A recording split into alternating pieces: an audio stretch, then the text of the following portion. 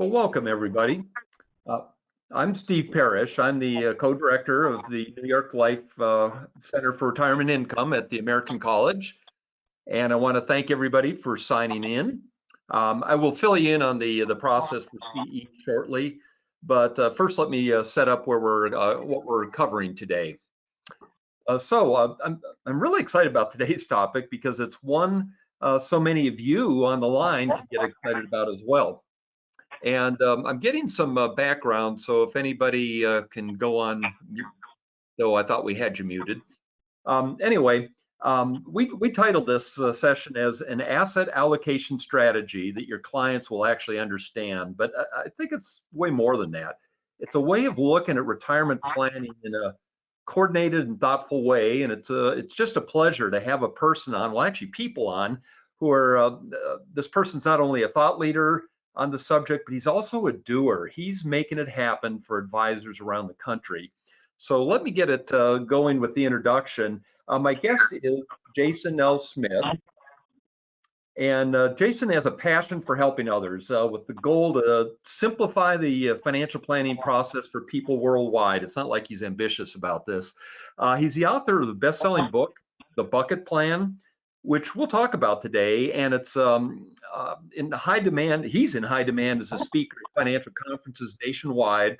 And while what I really like is he uses his experiences as an advisor to teach others how to achieve success and how to help them build their businesses. So you can read about him here, but the bottom line, he's president, CEO, and founder of Clarity to Prosperity, as well as CEO and founder of his own advisory practice, the J.L. Smith Group. Jason, I assume you saw this, but if not, the February 3rd print edition of Investment News named your firm, Clarity to Prosperity, as an innovative firm finalist in the area of practice management. So congratulations and welcome, Jason. Oh, thank you so much, Steve.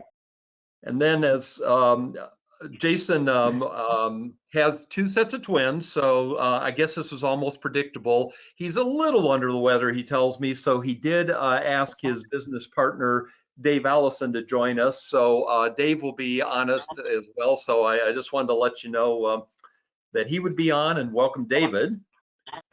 Okay, let's go ahead and kind of set this up. Some of you on this call are RICPs, many of you are not. And one of the key topics I want to mention in our retirement income certified professional curriculum is teaching practical ways to help clients determine a retirement income strategy.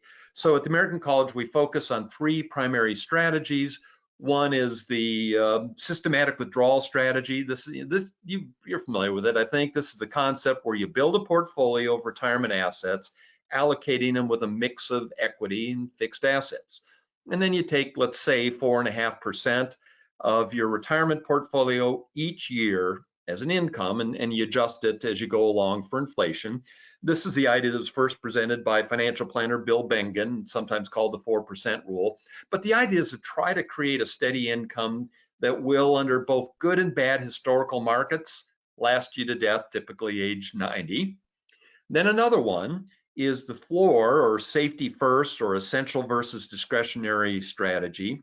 Now, this strategy deals with locking in a floor income, particularly for your essential expenses like food and shelter, that's going to ensure that you will have the money you need to continue. So it's kind of a life cycle based one. It's a peace of mind strategy.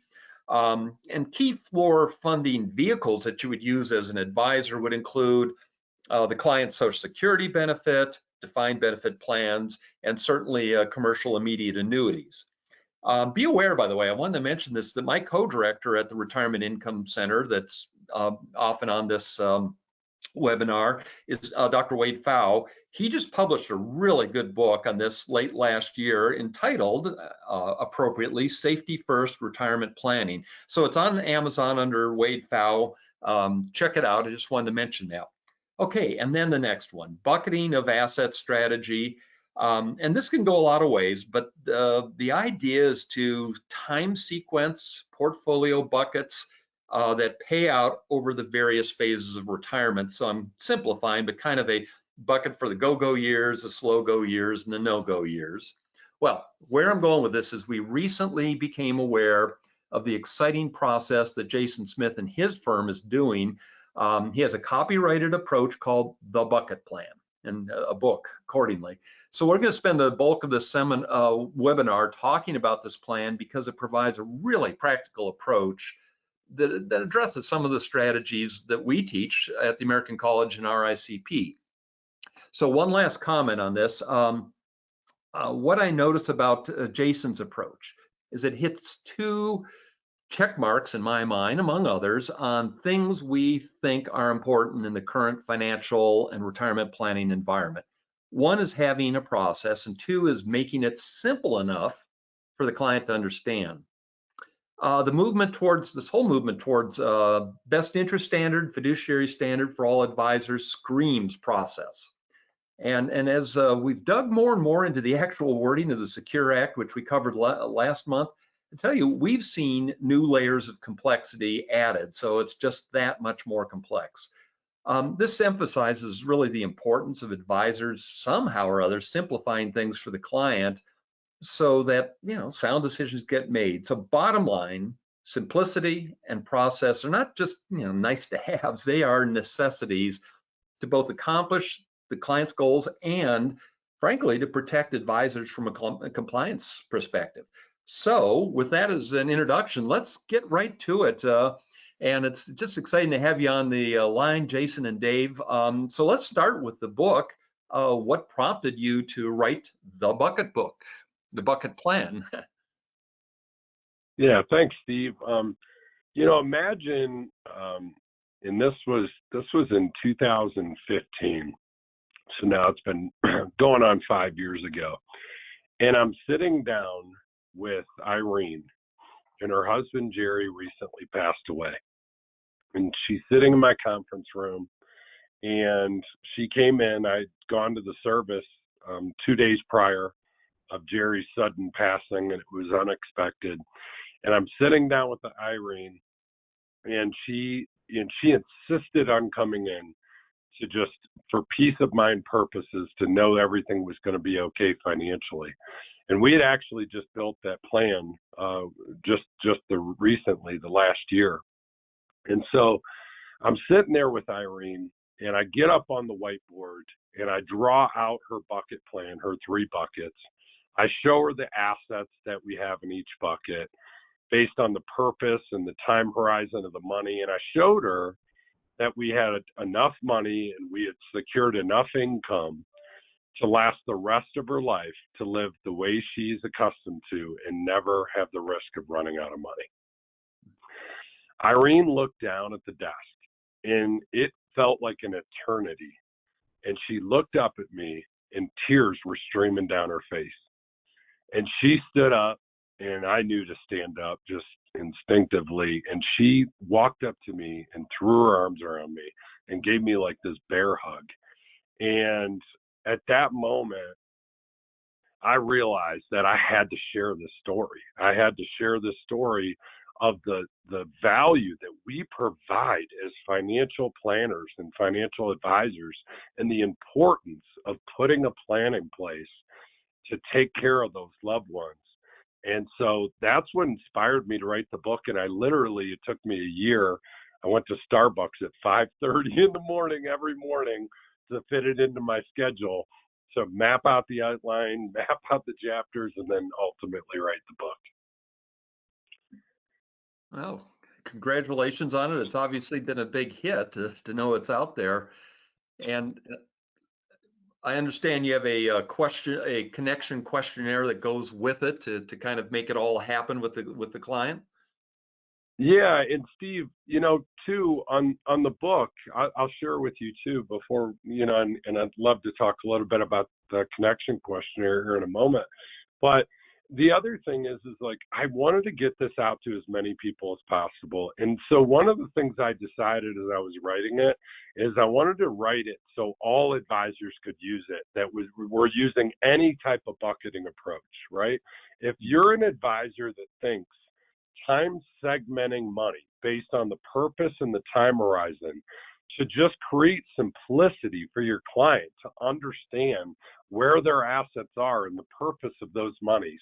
If you're doing bucketing, basically, this book is written in a way where you can hand it out to clients, and it's written in a very simplified way. It's a parable, so that's like a fable, but a true story. So it's the story of Jerry and Irene, me taking them through the whole process and the benefits that story that I shared with you a moment ago is how we open up the book. But what's been so powerful about it, and I've seen it in my personal practice, handing that out to prospective clients and current clients, because books have legs. People don't throw books away, so they give it out to their friends and relatives, and it sparks referrals. So it was really written in a way to ultimately help advisors get the message of bucketing out there that ultimately would lead them back to that advisor to be able to put together a bucket plan. But Steve, I'd love for Dave to share, we're so focused on keeping it simple because there's a lot of complexity in financial planning. And so what we strive to do is front and center when you're in front of the client, keep it as simple as possible, but then add that sophistication behind the scenes. And so Dave, talk a little bit about, if you don't mind, what the importance of why we keep it so simple.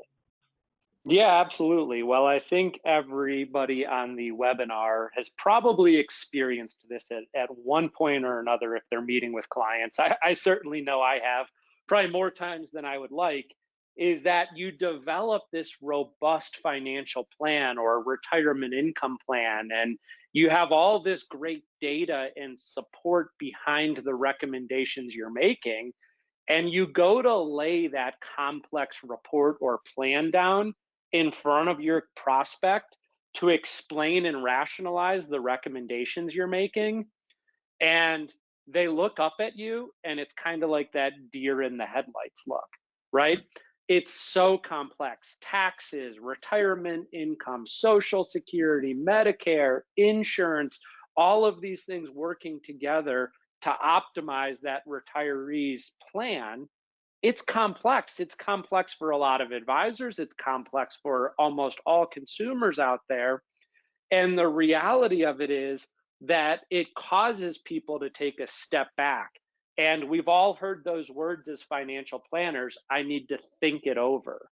Well, a lot of times that's just a scapegoat for them actually not understanding the recommendations you're making. And at the end of the day, no decision is actually a decision. And bring it back to Jerry and Irene. If they were in a place where they were confused because of the plan that Jason was laying down with them a year before Jerry's passing, no decision to move forward would have put Irene in such a different place when he had that review with her after she unfortunately lost her husband.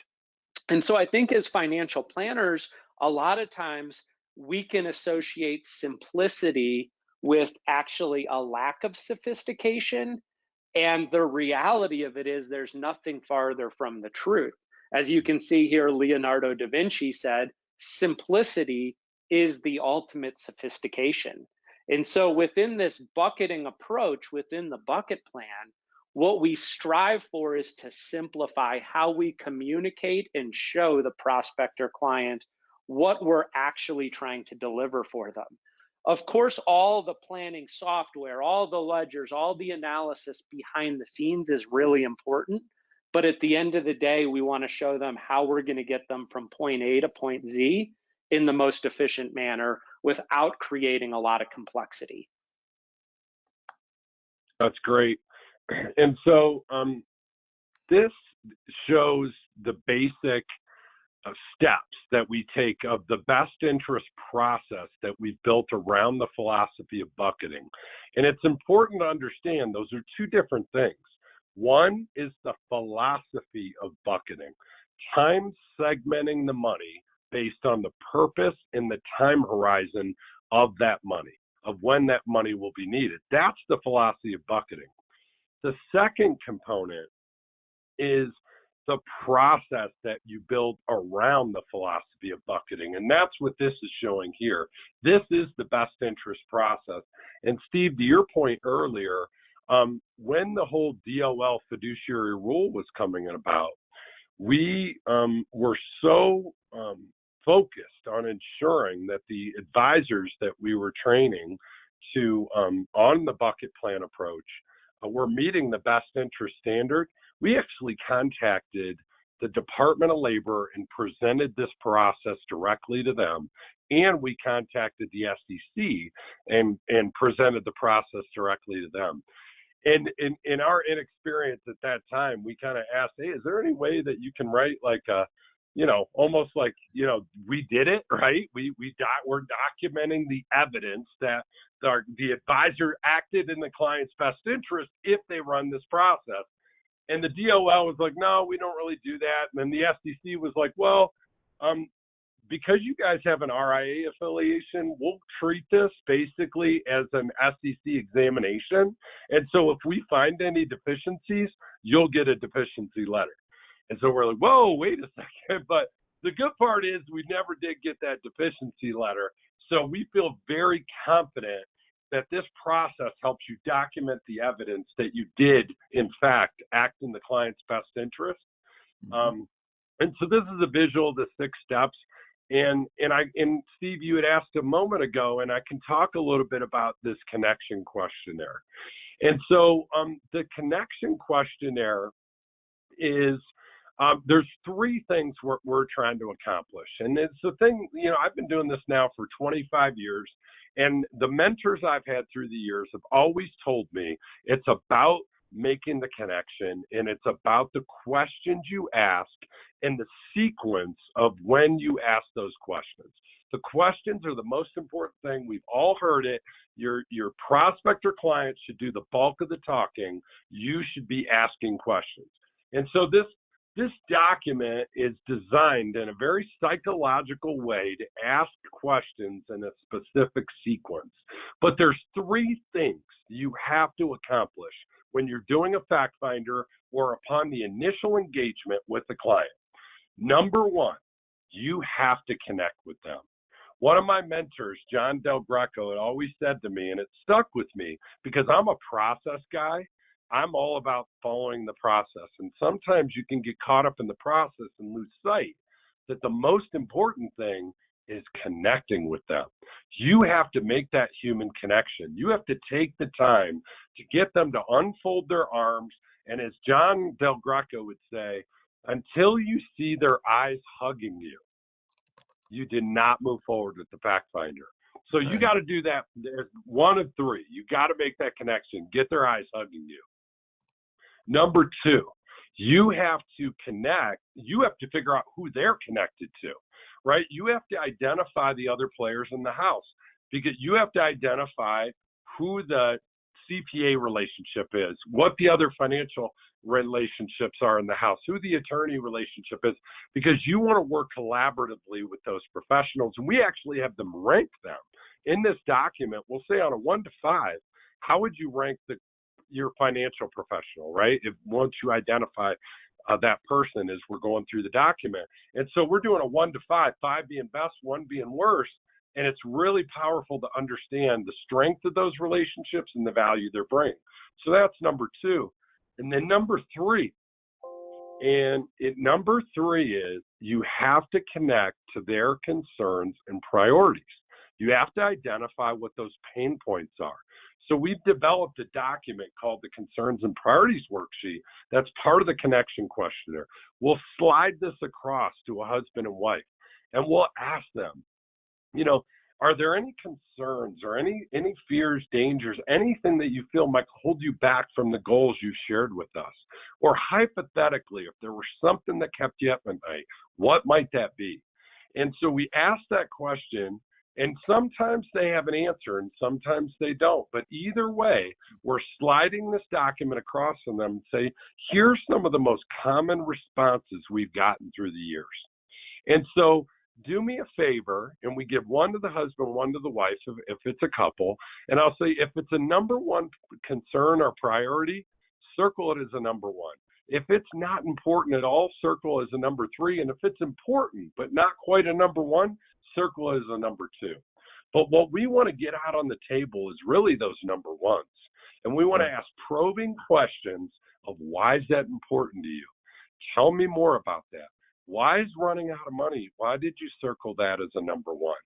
And so you really get to the heart of the matter and to the pain points, and you'll hear stories about their parents that ran out of money, or one that went into the nursing home.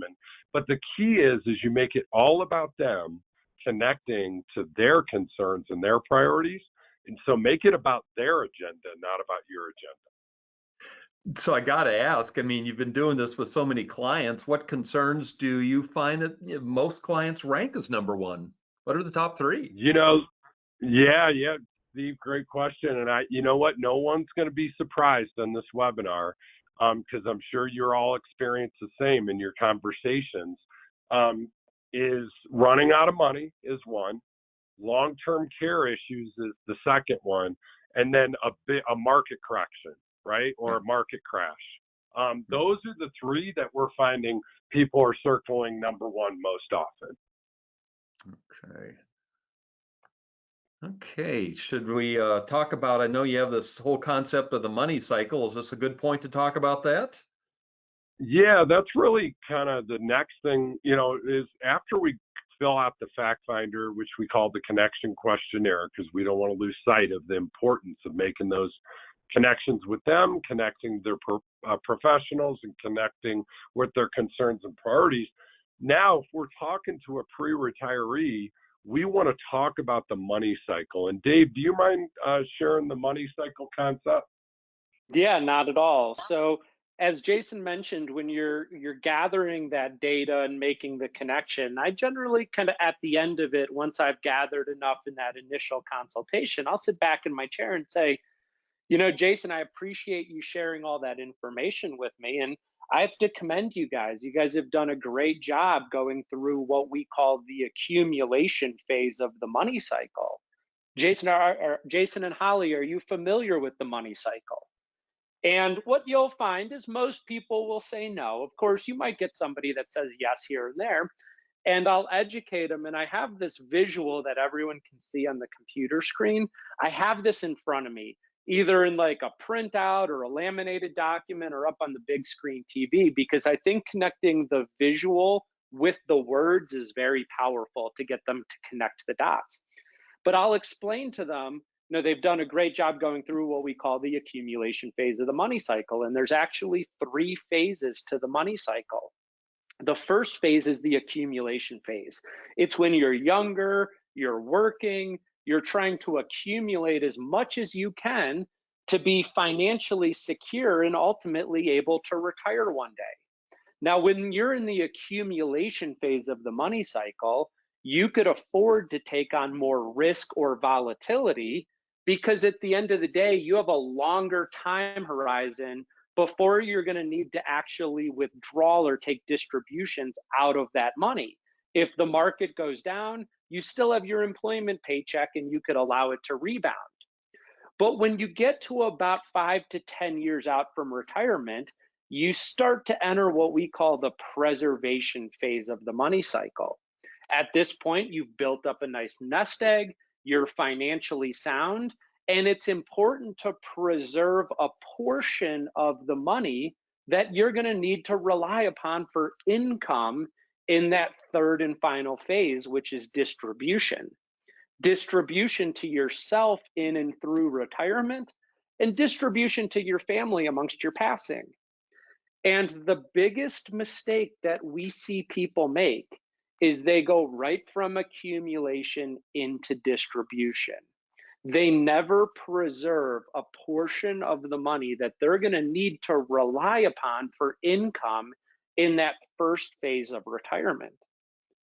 And so when you explain the money cycle like that, ultimately from an academic standpoint, what we're really talking about is helping that client mitigate sequence of returns risk or order of returns risk, right? Preserving the portion of the money that they're going to draw heavily upon for income, at least through that first phase of retirement, helps basically take order of returns risk or sequence of returns risk off the table. But instead of complicating it with charts and graphs and historical returns, you're simply doing it through the story or the visual of the three phases of the money cycle: accumulation, preservation, and distribution. And ultimately, the biggest mistake that people make is going right from accumulation into distribution. And of course, if you have somebody that you need to, you could follow up with a story like what happened in 2008. All those retirees who worked 20, 30 years, retired in 2006, they had all their money still invested and allocated like they were in the accumulation phase, but in reality, they were in distribution and their account balances fell 30 or 40%. And if they didn't have the ability to adjust their cost of living, then they potentially were selling more of their portfolio for the same amount of income, which could run the risk of depleting their overall account balances at a much more exponential rate. And so again, the money cycle really helps set up an educational conversation around sequence of returns risk. And it also sets the stage for what Jason is going to address next here, which is the philosophy of bucketing money. And the reality of it is, and everyone on this call is aware, there's been a lot of different approaches to bucketing money over the years. The bucket plan is just an asset allocation philosophy that your clients can actually understand. And so, Jason, I'll turn it back over to you if you have any additional comments on the money cycle in terms of setting up or setting the need for the bucket plan itself. No, you covered it, Dave. And then, so Jason, why don't we talk about the bucket plan itself? And one of the questions we had in the chat box was, how is this any different than the bucket plan that we've been talking about all along at the American College? One of the things I was saying is it's very much oriented. That's a great philosophy. This is actually a process. So I thought it would be real helpful if you can kind of walk us through that process and why you need the soon bucket and that kind of thing. Sound good? Yes. And that's really the next step in this process, is explaining the philosophy of bucketing. And listen, everybody on this call knows bucketing's been around forever. I by no means made up bucketing, right? And so bucketing's been around. Harold Davinsky is the earliest citing or that I can find, at least when I research online, of who talked about bucketing back to the beginning. And so the concept of bucketing's been around a long time. The thing that the way that we teach it, though, and it's interesting because we actually, out of the soon bucket, we will do, some advisors do a flooring approach out of the soon bucket, the middle bucket. Some advisors do what we call a bridging approach, or a lot of the industry call it bucketing approach, where we're building tranches of income, but we build bridges of income out of the soon bucket, because bridging requires less capital than flooring does. To build a lifetime floor of income is going to require more capital, and therefore less assets will be available for growth in the later bucket. Where if you build a temporary bridge of income, and then you can build more bridges out of the later bucket, keep reloading the soon bucket to buy more bridges, it gives more opportunity to optimize equities for a longer period in the later bucket. And then some advisors also do a SWIP methodology in the soon bucket. So really what it is it's just about the concept of time segmenting the money in a simplified way that your clients can see the visual and understand it. But as Dave said, it's really an asset allocation strategy your clients can actually understand. The now bucket. So if I'm explaining it to a client, what I say to them is I say, okay, so we talked about the money cycle, and the biggest mistake people make, they go from accumulation into distribution. They never preserve a portion of the assets they're going to draw from in the first phase of retirement. So how do we mitigate that mistake or that risk? It's a simple 3-bucket approach: now, soon, and later. The now bucket is your safe and liquid money. This is typically money in the bank, right? This is your emergency or comfort fund. These are any large planned expenses you have on the horizon in the next couple of years. And if you're about to retire or currently retired, we'll put up to 12 months worth of income in the now bucket. We want that money off the table. We don't want to put it at risk. We want it safe, and we want it there when we need it. So that's the money so we can put our head on the pillow at night and sleep soundly. That's the now bucket. Now, the soon bucket's the money that we may need sooner rather than later. And so this is the money that we want to take a more conservative approach with, so we can have the confidence to take income or withdrawals from this bucket and not have to worry about the ups and downs of the market. And so now that we position enough assets in the now and the soon bucket, we've successfully bought ourselves a time horizon to invest the rest of the money in the later bucket. The later bucket's purpose is long-term growth and legacy planning. And when I say legacy planning, you might say, Jason, hey, my kids are raised. Whatever's left is left. But see, legacy planning is not just for the kids. It's most importantly for the surviving spouse. Because when one spouse passes away, what typically always happens to income? If there's 2 Social Security checks, if there's a pension, if they're working, income goes down. So we know that. Number one, income goes down. But number 2, income taxes go up. And that's what a lot of people don't talk about. When a married filing jointly, when they go from married filing jointly to a single filer, you now get your standard deduction gets cut in half. Most people's largest deduction. And all the brackets shrink for a single filer widow versus married filing jointly. So it's a double whammy. Income goes down, taxes go up. And so we have to plan for that. So that's how I explain the 3-bucket approach. The key is, though, and what I would suggest to the advisors on the call, if you're going to explain this bucket plan philosophy, 2 things you got to focus on. Number 1, you want them to have an aha moment that they don't have a soon bucket. They don't have that preservation bucket. And that's why you talk about the money cycle before you talk about the 3-bucket philosophy. Secondly, you want them to have an aha moment that legacy planning is not just for the kids. It's most importantly for the surviving spouse. Because if you get them to have an aha moment on those 2 things, they're going to move forward with you through the rest of the process and ultimately become a client. And let me ask a question. You mentioned the surviving spouse. One of the questions that was posted here is how do you handle it if each spouse gave you a different answer up front as to what's most important? Excellent question. Yes. And so like on that concerns and priorities worksheet, we rank we have them, and you heard me say, we give a sheet to each one of them. We have them rank it separately. And that's the most powerful conversations that I've ever had are when the spouses rank them separately, because you ask the question, I noticed, Irene, that you ranked running out of money and long-term care is number 1. Jerry, you ranked it as, you didn't even rank the long-term care issue. You ranked as a number 3, and running out of money you ranked as a number 2. Tell me why, Irene, you ranked it as a number 1. And now Irene gets to speak up.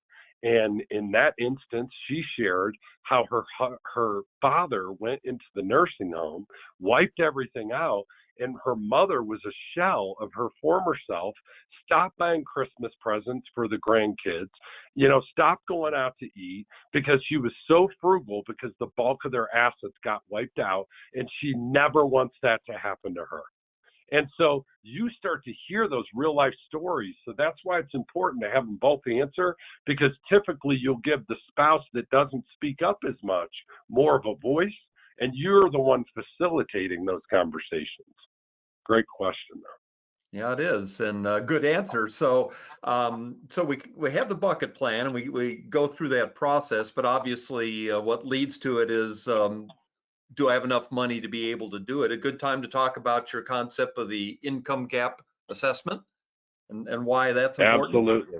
All right. Yeah, and so this is one of the things that we really learned a little bit about from the I know the American College teaches the consumption methodology. I've had a lot of conversations with a good friend of mine, Jamie Hopkins, who used to be there at the college.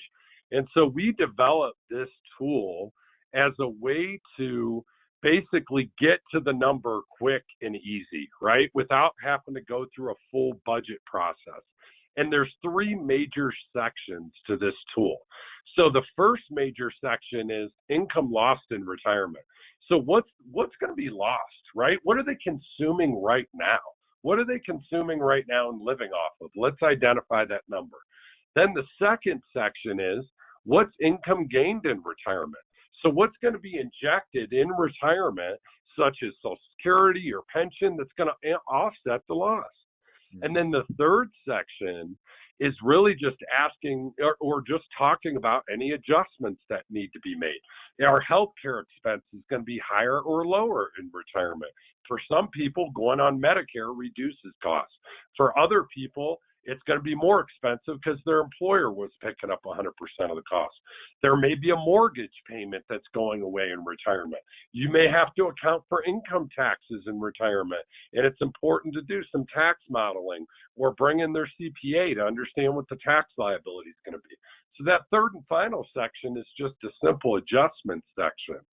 And so ultimately what we do is we factor all that together and we come up with what may be their income gap. So is there going to be an income gap in retirement after we've walked through this exercise? And so that's the purpose of this tool, is without doing, because we've found through the years that doing budgets, a lot of times he's not telling her about the lottery ticket he's buying, or she's not telling him about the money she's given to one of the daughters to help her out. You know, there's things that people don't account for when they're doing a budget. In many cases, they're very inaccurate. Versus if you use what they're consuming now as a starting point and then offset, you know, with the income gained in retirement and the adjustments, we find you get a more accurate number. And think about how many of your clients really like doing a budget. And then how many of you advisors enjoy going through a full budget process? Now, don't get me wrong. Sometimes it's necessary, but this is a great tool for a pre-retiree to get to that number quick and easy without having to go through a full budget process. Well, and Jason, I just want to share as well, you know, we've had the opportunity to share this with thousands of advisors, and in the context of the bucket plan, a lot of times a challenging number to arrive at is how much money do you actually need in the soon bucket? And this tool helps guide that decision of how much funding needs to go in the soon bucket as well. So it's a great shortcut tool to get to that number, to then be able to also determine how much money needs to go in the soon bucket to help them accomplish what they're looking to accomplish.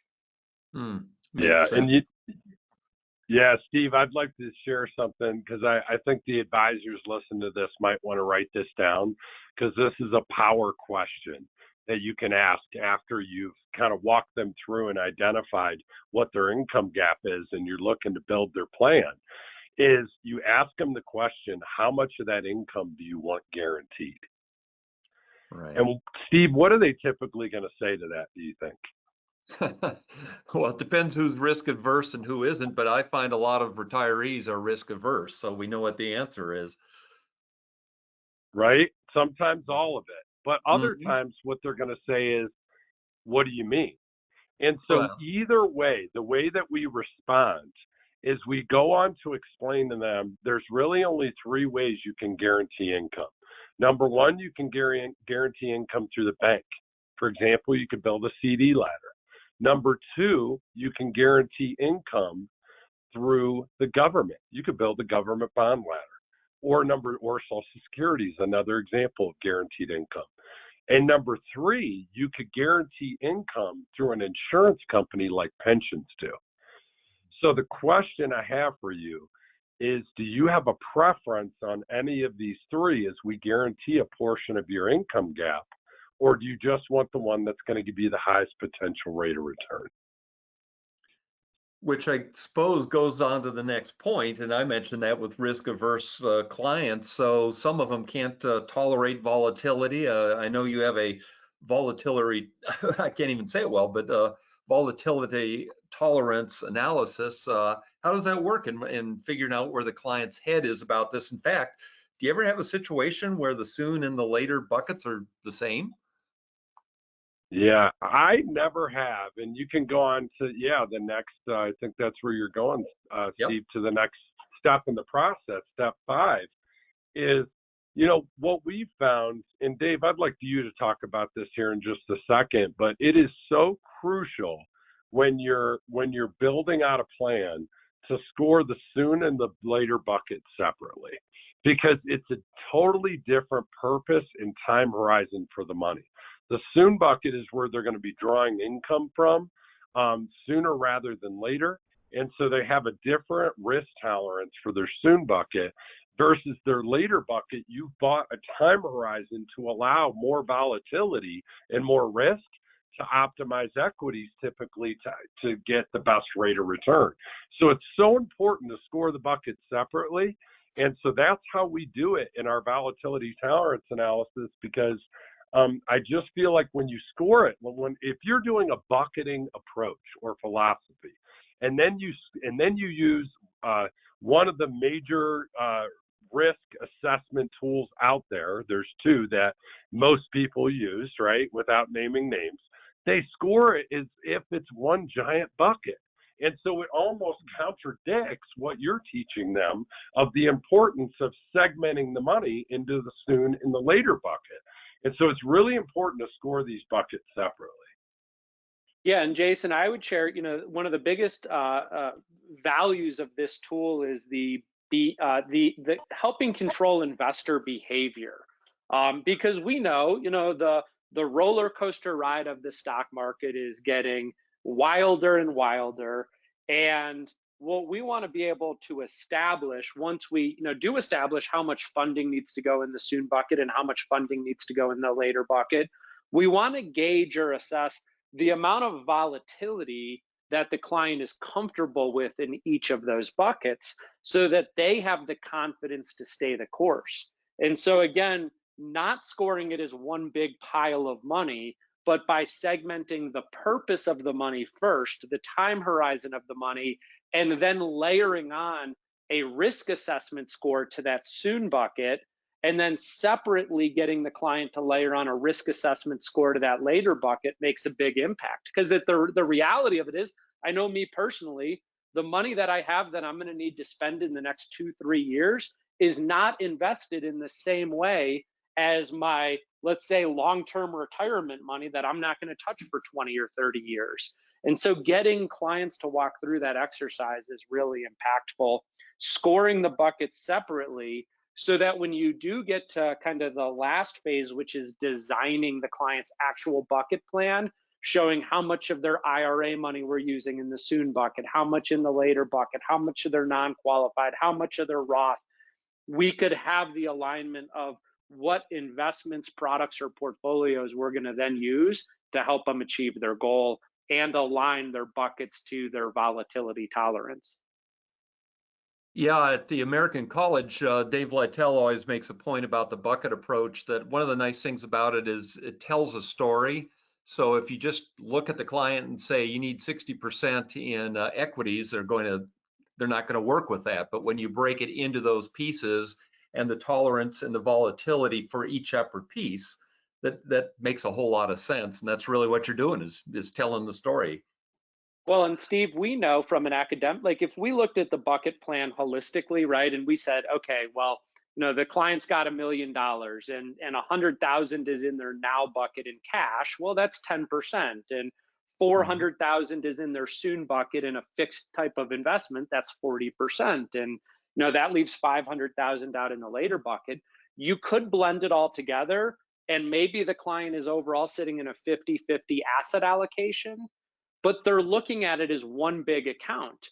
And if that account goes down, they're not seeing the stability in their now bucket, the stability in their soon bucket, and the volatility out in the later bucket. So to your point, it tells a much more powerful story that the client can actually understand.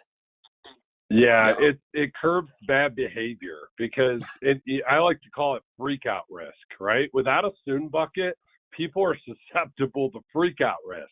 They see their account balance is going down and they don't understand that they have a certain amount of money that is allocated, like they can get to, in the midterm, in the soon bucket. But when you segment it out into the 3 buckets, it mitigates freak out risk. Yeah, yeah. In fact, let me ask this, because you've come up with this 6-step process essentially. And if I can get my slides to change here, there we go. Um, what's your biggest insight that you have doing this step-by-step process? How's it? What have you learned from it doing it with your clients? I mean, for me, what I've learned is every single one of my clients at the JL Smith Group, and we have a pretty decent sized practice. So we'll bring in over 50 million of new assets this year. We have about a team of 10 there, and every single client has a bucket plan. Everybody has a bucket plan. So the big benefit is there's a common terminology that everyone is using, which is really powerful. And for referrals as well, because people literally will talk to their friends and relatives and like, oh, do you have a bucket plan? And then they can give them the book, as I referenced earlier. So I just think, and then from the efficiency, from a back office standpoint of everybody running the same process, all the advisors, when you bring on a junior advisor or other advisors into your practice, if you're looking to multiply yourself as the rainmaker, I mean, just having everybody running on the same simplified system, there's so much benefit to that. And ultimately, what's most important is your clients get it. The clients understand it.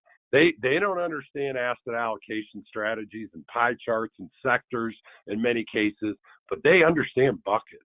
And so that's the best and most important benefit. Okay. So, because we have a number of interesting questions here. So it would just be good for people to You know, understand how they can learn more. I've had a couple questions here about whether the materials will be available. It'd just be helpful to have an idea at least how you're going at it and what you're making available. sure. So what we're giving to everybody on the webinar is these tools. So you have the money cycle, which is a front and back document that I would suggest that you laminate it and use it with a client. So that way, when you explain accumulation, preservation, distribution, and then you flip it over, the laminated document, biggest mistake people make is they go directly from accumulation into distribution. So that's a powerful visual to use with your prospective clients when you're setting up the importance of utilizing a bucket plan approach. And that's what that top right tool is that's also available at claritytoprosperity.com/handouts, is the bucket plan as you would describe it to a prospect or a client, right? With the now and the soon and the later bucket, safe and liquid, conservative income, long-term growth and legacy planning. So the words are in it. The other thing that we gave is the blank one, so you can design a customized bucket plan with your prospect or client right there with them. So those tools are available. And then lastly is that concerns and priorities worksheet, which is a centerpiece of the connection questionnaire document of connecting to their pain points and facilitating those powerful conversations between a husband and a wife of what their number one. Why are they there to see you? Because if you can, and I'll ask this question, if we can turn these number ones into number threes, how would that make you feel? And so that's the key, is really getting to those pain points and showing them that throughout this process, you're going to turn those number ones into number threes. So all these tools, all 4 documents, are available at claritytoprosperity.com/handouts. If you want a more thorough demo of the entire bucket plan process from somebody on our team, you can call this 800 number, 866-904-7517. And if you like this stuff, if you like bucketing in general, you should consider, or you should go and download the Bucket Plan podcast. So it's on Apple Podcasts or Google, and you'll get notified each time we come out with a new one. We're interviewing industry experts on bucketing. We're going through every one of these tools in detail. We're giving you powerful questions, one-liners, ways to explain this in a way that's simplified and ultimately in the best interest of your clients. So download the podcast, call for a free demo, go to the website and get those downloads and start using them with your prospects and clients. Well, this is great, and we've got a number of questions. So obviously you've made an impression. One thing I wanted to mention to everybody is at the American College, again, we have the whole RICP process. That's an academic approach, well, a pracademic, as we call it, approach to the whole thing. So keep in mind that the RICP is a great way to get there. Let me mention one other thing before we get to the questions. That March 31st at 2 p.m. we're going to have our next webinar. It's going to be David Lau, who's going to be talking about the trend towards fee-based annuities. So I wanted to get that in before we got to Q&A. One of the things that we're getting several questions about in the chat box that I'd see what you two would say is software that's available for retirement income planning. And there's a lot of different things there. We've presented different things at the college. And we wanted to see what your thoughts and impressions were about some of the software out there. And I was trying to find some of the names, but what can you tell us about software that might help in this process? Sure. Dave, do you want to take that one? We've spent a lot of time on that, and based on the complexity and the size of the client, which ones are our go-tos? Yeah, absolutely. And Jason hit the nail on the head. I mean, complexity and size of client really dictate software application and utilization. There's so many great softwares out there. It seems like these days it can almost be overwhelming. But, generally, maybe about, a third of the clients, they really don't need a full software application, right? They really just need to see the simple 3 buckets, where the money's going to be positioned, how it's going to get them to where they need to be. In some cases, you might need to kind of build up more projections and ledgers, and there's some kind of simple form softwares out there. A lot of the offices who plug into our training, they'll use, we have a bucket plan software that kind of does that first leg of simply illustrating out the 3 buckets and how it's going to be allocated.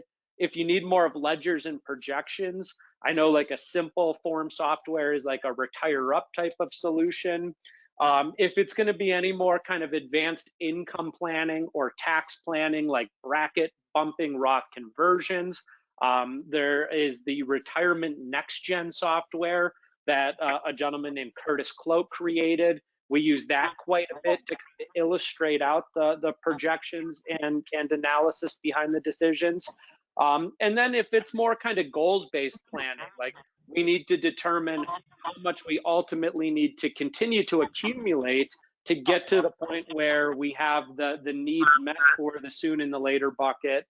Maybe we need to do some more Monte Carlo type of simulation testing and analysis. We generally use like an e-money type of software for that. I'm sure Money Guide Pro would work just fine as well. So those are kind of the main ones in the wheelhouse that we use from a projection standpoint and modeling. But I know there's a ton of different software applications out there that could help validate some of this as well. Good. One of the questions that came up that's always an interesting one, I know it depends by the client and their age, but in general, do you have a period of time that you would typically segment for one bucket versus another? 5 years, 10 years? Any thoughts on that? Yeah. We typically try to keep it to 10 years in the soon bucket as a benchmark starting point. That there can be adjustments made depending on the situation, but for the most part, common perception and knowledge out there is if you buy a 10-year time horizon, you can allow the later bucket to take on the volatility and do what it does, because the more risk or volatility you take on, the more potential rate of return that you can earn. So we typically try to buy a 10-year time horizon in the later bucket as a starting point. Yeah. Here's a good question I hadn't thought about. And I'm sure you run into it, but how do you use the bucket plan for younger clients that are early in the accumulation phase? In other words, a lot of people are hearing all the concern, and so they might be in their 40s and thinking about this. Is there a different way you approach it since you don't have as much to work with? Absolutely. And I'm going to turn it over to Dave for that because that's primarily all Dave works with. I work with more pre-retirees and retirees, where Dave's practice, he works with the younger clients. It's more goals-based. Go ahead, Dave. Yeah, absolutely. So, our business, Allison Wealth Management, is in the heart of Silicon Valley. And so we're mostly working with high income, high net worth individuals in the tech space that are younger. And every single one of them has a bucket plan as well. It's an asset positioning philosophy they understand. The money in the bank, their emergency fund is their now bucket. What really changes is the soon bucket is any money that they may need or will need to access sooner rather than later. So these are goals that they have prior to retirement. It could be helping to fund college education. It could be saving for a down payment on a home, buying a second home.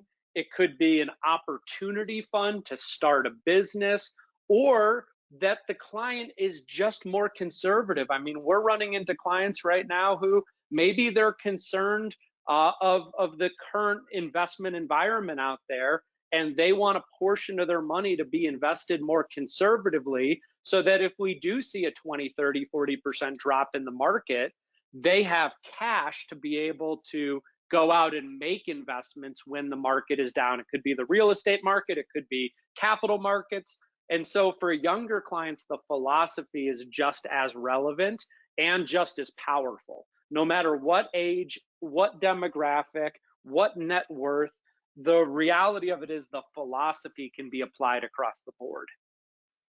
Well, that's a good summary. I want to thank both of you gentlemen. What I like again about this is it puts some process so that it helps both protect the advisor and the client. And then thank you for filling that out because the bucket approach is a great storyteller, but you got to have some meat to make it happen. And I think you gave us some good ideas here. But again, it was so helpful to have you, Jason, talk and Dave to add in. This has been a great seminar. We're going to have one next month. And again, I want to thank everybody for hanging in there.